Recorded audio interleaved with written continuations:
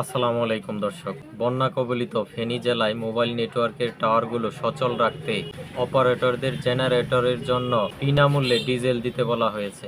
বাংলাদেশ টেলিযোগাযোগ নিয়ন্ত্রণ কমিশনকে বিটিআরসি এ সংক্রান্ত নির্দেশনা দিয়েছেন অন্তর্বর্তী সরকারের ডাক, টেলিযোগাযোগ ও তথ্য প্রযুক্তি উপদেষ্টা মোহাম্মদ নাহিদ ইসলাম। আজ শনিবার ডাক ও টেলিযোগাযোগ মন্ত্রণালয়ের জনসংযোগ কর্মকর্তা মোহাম্মদ জসিম উদ্দিনের পাঠানো এক সংবাদ বিজ্ঞপ্তিতে এ কথা জানানো হয়। বিজ্ঞপ্তিতে উপদেষ্টার বরাতে বলা হয়েছে, বিদ্যুৎ না থাকায় ফেনীতে ৬৫৩টি টাওয়ারের মধ্যে ৭৮টি সচল রাখতে প্রচুর ডিজেল প্রয়োজন হচ্ছে। তাই বিটিআরসিকে এসব টাওয়ার সচল রাখতে মোবাইল অপারেটরদের জেনারেটরগুলোর জন্য প্রয়োজনীয় ডিজেল বিনামূল্যে দেওয়ার নির্দেশনা দেওয়া হয়েছে।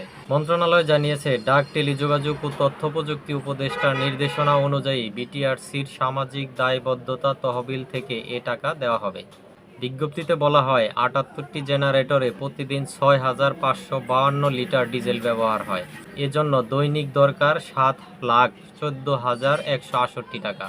বিদ্যুৎ সঞ্চালন স্বাভাবিক না হওয়া পর্যন্ত বিনামূল্যে ডিজেল সরবরাহ করা হবে।